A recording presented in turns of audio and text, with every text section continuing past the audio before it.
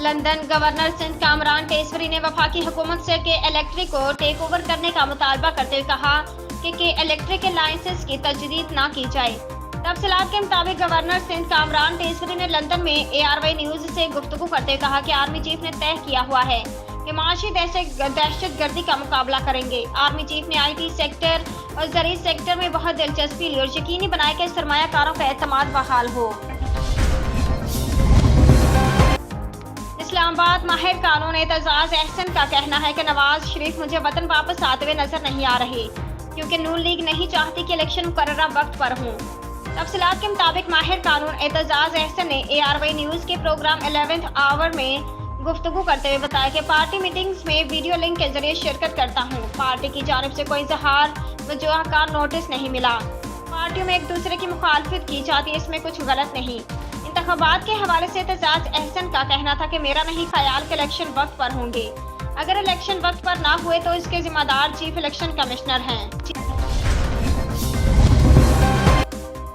इस्लामाबाद निगरान हुकूमत ने ECL केसों की छानबीन करने का फैसला करते हुए झेली कमेटी कायम कर दी।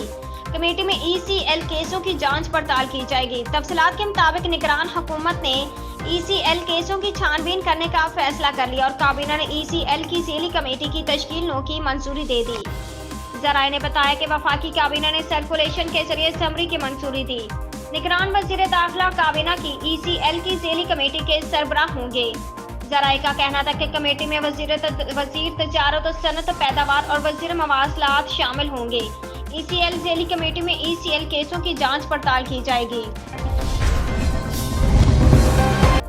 वज़ारत कानून ने कहा है कि सदर ममलिकत को नई आईनी तरमीम के बाद इंतखाबात की तारीख देने का इख्तियार नहीं है। सदर ममलिकत डॉक्टर आरिफ अलवी ने आम इंतखाबात की तारीख के मामले पर इलेक्शन कमीशन की जानिब से मशावरत से इनकार पर वज़ारत कानून से राय मांगी थी, जिसके जवाब में वज़ारत की जानिब से सदर को जवाबी खत अरसाल कर दिया गया है। जराये का कहना है कि वज़ारत कानून ने अपने जवाबी खत में कहा है कि साबिक पार्लियामेंट की जानिब से की गई नई आईनी तरमीम के बाद अब सदर ममलिकत के पास इलेक्शन की तारीख देने का इख्तियार नहीं है।